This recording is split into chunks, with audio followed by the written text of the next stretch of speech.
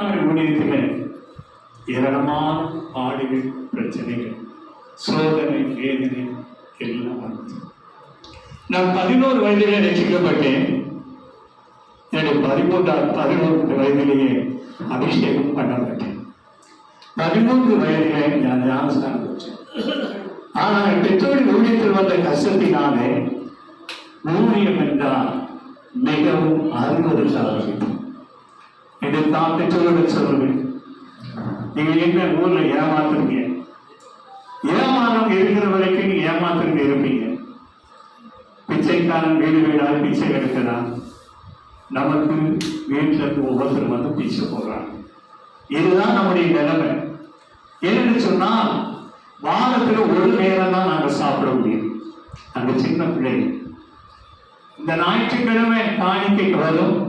அதை வைத்து அவர்கள் எங்கள் அப்பா போய் அரிசி, பருப்பு எல்லாம் வாங்கிட்டு வந்து நிறைய தண்ணி ஊற்றி வேக வச்சு முதல்ல 2 டம்ளர் தண்ணி குடிச்சிட்டு அதுக்கப்புறம் தான் சோறு சாப்பிடும். ஏன்னா பிள்ளைகள் 6, அப்பா அம்மா 8 பேர்.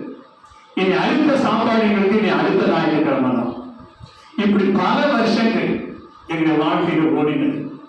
நான் ரசிக்கப்பட்ட அபிஷேகம் பெற்ற அந்த மேன்மையை வளராது. இந்த பாடுகளினால எங்க அப்பா நான் கேட்பேன், ஒரு மனிதன் சராசரியாக 3 நேரம் சாப்பிடணும். 3 நேரம் சாப்பாடு வேண்டாம், 1 நேரம் சாப்பாடு கிடைக்கும். அதுவும் நல்ல விதமான பட்சணங்கள் விட சாப்பாடு வெறும் கஞ்சியும் தொகையில் இருந்தால் போதும். அது கூட கொடுத்தாதான் ஆண்டவரை நாம் ஏன் கும்பிடணும் அப்படின்னு எங்க அப்பா அம்மாவை எதிர்க்க ஆரம்பிச்சோம். வேற யாருக்கும் தெரியாது. ஏன்னா அப்பா அம்மா ஊழியம் செய்யறாரு.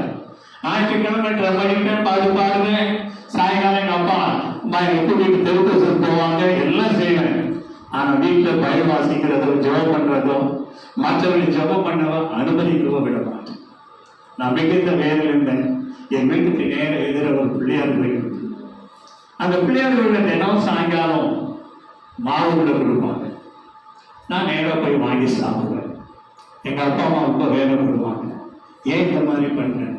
ஆமா, நீங்க சாப்பிட நம்ம கும்பிட சாமி சாப்பாடு கொடுக்கல, அம்மா தினம் மாவு கூட கொடுக்குறான் அப்படின்னு சொல்லி விக்கிரகத்துக்கு படைக்கப்பட்டது துணிகரமாய் செய்வோம். இப்படி என் வாழ்க்கை ஓடிக்கொண்டிருக்கும் பொழுதுதான் ஒரு நாள் என்னுடைய 16வது வயதில் சாலையில் ஓடி போய் கொண்டிருக்கும் பொழுது, கடைக்கு போய் கொண்டிருக்கும் பொழுது பகலில் ஒரு 11 மணி அளவில் என் தோழை ஒருவர் தொட்டு, மகனை நான் உன்னை நேசிக்கிறேன், நீ அந்த ஊழியத்தை செய்வாயா? இந்த வார்த்தை என்னை தொட்டு பேசின உடனே என்னடா இது இப்படி என்று சொல்லி முன்னும் நிறுவாய் பார்க்கிறேன், ஒருவரும் இல்லை. மறுபடியும் ஒரு 10 ஸ்டெப் நடக்கிறேன், மறுபடியும் அதே உணர்வு. யாரோ ஒருவர் என்னை தொட்டு, நான் உன்னை நேசிக்கிறேன், என் ஊழியத்தை செய்வாயா என்பது எனக்கு மிகுந்த வேதனை. என்னடா இது இப்படி வீட்டில் சொன்னா ஆண்டவன் ஊழியத்தை கலைச்சாலும் உடனே பதில் சொல்லி அனுப்பிடுவான். வீட்டில் நான் சொல்லலை. அன்னைக்கு பகல் அன்னைக்கு சாயங்காலம் முழுதும் தூக்கம் வரல. ஆண்டவர் எனக்கு சில காரியங்கள் எல்லாம் அப்படியே படும்போது காட்சி. ஆண்டவர் சொன்ன, ஆண்டவரே நான் ஊழியத்துக்கு வர மாட்டேன், ஆனா ஊழியக்காரருக்கு உதவி செய்யும். ஏதாவது வேலை செய்து ஊழியத்துக்கு நான் உதவி செய்வேன், ஆனா ஊழியத்துக்கு மட்டும் வர மாட்டேன். 4 வருஷம் போராடினேன். ஆண்டவர் என்னை விடவில்லை. திரும்ப திரும்ப அழைத்தபடினா இஷ்டம் இல்லாம விருப்பம் இல்லாம என் ஊழியத்துக்கு ஒப்பு கொடுத்தேன். எங்க அப்பா மதுரையோட அசமேஸ்வரர் பயிர் காலேஜுக்கு அனுப்புன்னு சொல்லி ஃபார்ம் வாங்கிட்டு வரேன். நான் அங்கே போக மாட்டேன். ஏன்னா இந்த சபையில சம்பளம் கிடையாது, ஒன்றும் கிடையாது. பிறகு பட்டி பசி இனிய வாழ்க்கையில் தொடரணுமா வேண்டாம் என்று சொல்லி நான் போக மாட்டேன்னு சொல்லி சென்னையில் ஒரு சிஎஸ்எல் வேதாம கல்லூரி சேர்த்து அங்கே 4 வருஷம் படித்தேன். அங்கே போட்டு 4 வருஷம் ஊழியம் செய்தேன். ஏன்னா அவங்களுக்கு எனக்கு எல்லா சம்பளம் உண்டு. எனக்கு சம்பளம் உண்டு, என் மனைவிக்கு சம்பளம் உண்டு, சில்ட்ரன்ஸ் அலவன்ஸ் உண்டு, வெஹிக்கிள் அலவன்ஸ் உண்டு, டிராவல் அலவன்ஸ் உண்டு. ஆகவே எல்லாம் எனக்கு இருக்கிறதுனால ஒரு முறை எங்கள் அப்பாவுக்கு மிகுந்த வருத்தம். நான் ஒரு 2 வருஷம் ஊழியம் தானே, என் குடும்பத்தில் தகுதி இப்படி போயிட்டேன்னு சொன்னேன். அதனால் உங்கள் சாபனத்தில் எனக்கு சம்பளம் கொடுக்குறதா சொல்லுங்க வரேன். ஏன்னா நாங்கள் அந்த அளவுக்கு பாடுபட்டிருக்கோம். உள்ள துணி முதல் கொண்டு எங்க அப்பா அம்மா எங்களுக்கு துணி எடுத்து கொடுத்து வருஷத்துக்கு 2 ட்ரெஸ். அது என்னன்னா ஸ்கூல் யூனிஃபார்ம். வேற எந்த ட்ரெஸ்ஸும் கிடையாது. அதுதான் மாற்றி மாற்றி போட்டுக்கொண்டு இருக்கணும். எங்க அப்பாவுக்கு இருந்தது ஒரே வேசி ஒரே ஜிப்பா. அவன் நைட்டு குண்டியை கட்டிட்டு 2 நாள் கழிச்சு துவைப்பான், மறுபடியும் போடுவான். இப்படித்தான் என் வாழ்க்கை ஓடிக்கொண்டே இருந்தது.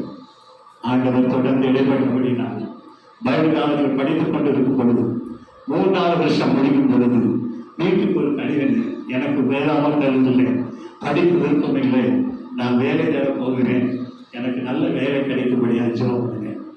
அப்ப எங்க தகப்பனார் சொன்னாங்க, 1 வருஷம் ஒரு அகாடமிக் கோர்ஸ் மாதிரி முடிச்சுடு, நீ ஊழியம் செய்கிறது செய்யாத அப்புறம் இருக்கட்டும் சொல்லி என்னை மறுபடியும் 1 வருஷம் படிக்கணும். ஆனால் இவனுடைய வார்த்தையை கேட்டு நான் படிக்க ஆரம்பித்தேன்.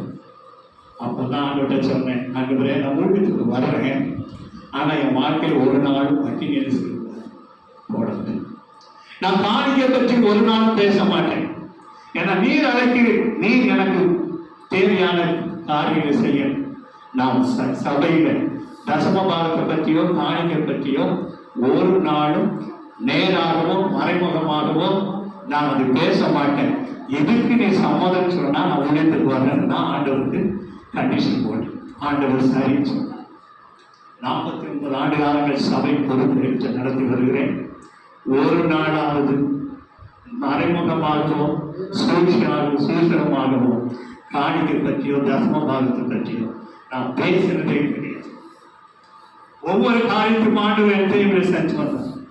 நான் வாழ்வினா இருக்கும் பொழுது அந்த அந்த ஊழியர் செய்து பொழுது நான் ஏதாவது பம்பு ஸ்டம்பை போட்டு அது ஏதாவது செய்து சாப்பிடுவேன். இல்லைன்னா ஹோட்டலில் வாங்கி சாப்பிடுவேன். ஒரு நாள் கையில் காசு இல்லை, என்ன செய்யணும்னு தெரியல. போனோம் கடைக்காரர்கிட்ட போய் கேட்டேன், ஒரு 1 லிட்டர் மண்ணெண்ணை கொடுங்க, நான் சில்லறைக்கு அப்புறம் மாற்றி தரேன். 10 பைசா எனக்கு கிடையாது. அதுக்கப்புறம் போயிட்டே இருக்கும் பொழுது ஒருவேளை அவன் கடன் இல்லைன்னு சொல்லிட்டா என்ன பண்ணேன், எனக்கு அது ஒரு துக்கம். ஆனாலும் வெக்கத்தை விட்டு போனேன். போயிட்டு சார் எனக்கு சேஞ்ச் இல்லை, நான் அப்புறம் மாற்றி கொடுக்குறேன், எனக்கு 1 லிட்டர் மண்ணெண்ணை கொடுங்க.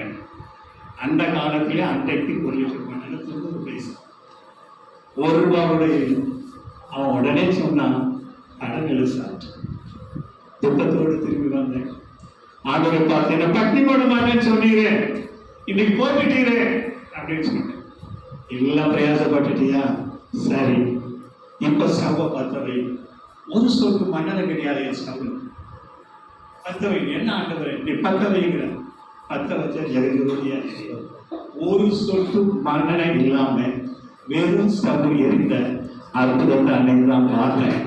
அன்றைக்கு நான் சமையல் ரவ உமாசைக்கு சாப்பிட்டேன். ஆண்டவரே இனி ஒரு வேலை நான் பட்னியா கிடந்து சாக வேண்டிய நிலைமை வந்தால் உங்களுடைய ஊழியத்தை விட்டு நான் செய்ய மாட்டேன். ஏன்னா சின்ன பிள்ளைகள் அவ்வளோ பாடு. காலையில் ஸ்கூல் போகும்பொழுது ரோட்டில் இருக்கிற சாலை இருக்கிற புளிய மரத்தில் புளியங்காயை வயிறு நிறைய பறித்து தின்னுட்டு தண்ணியை குடிச்சு ஸ்கூல் போவோம். திரும்ப வீட்டுக்கு வருவேன். அடுத்த நாள் புளியன். இப்படிதான் என் வாழ்க்கை ஓடிக்கொண்டிருந்தது. ஆனால் நாளாக நாளாக கர்த்தர் அழைத்த தேவன் உண்மையுள்ளவர். அதற்கு பின்பாக என் வாழ்க்கையில சாப்பிடாம நேரம் இல்லாம இருந்திருக்கிறேன். உபவாசத்தை ஜோமனம் சொல்லி சாப்பிடாம இருந்திருக்கிறேன். சாப்பாடு இல்லைன்னு சொல்லி ஒரு நாள் ஆண்டவர் என்னை பட்டினி போட்டது. கர்த்தர் விதமா அற்புதமா நடத்தி வருகிறார். 4 பையங்க 2 பிள்ளைங்க. 4 பையங்களும் உடைய செய்வோம். 2 பொம்பளை பிள்ளைகளும் உடைய கட்டி 6 பேரும் இன்றைக்கு கர்நாடகாவில் பல இடங்களில் பிள்ளைகளுடைய சென்று வருகிறோம். தொடர்ந்து முடித்திருப்பாங்க. ஜபமணிகள் கர்த்தர் ஆசீர்வதிப்பார். நேரம் கடந்து போகிறது. எங்கள் வார்த்தை கடந்து செல்வோம். எவ்வளவு துரிதமாக முடிக்க விரும்புகிறேன், அவ்வளவு துரிதமாக முடிக்கிறேன். சற்று பொறுமையோடு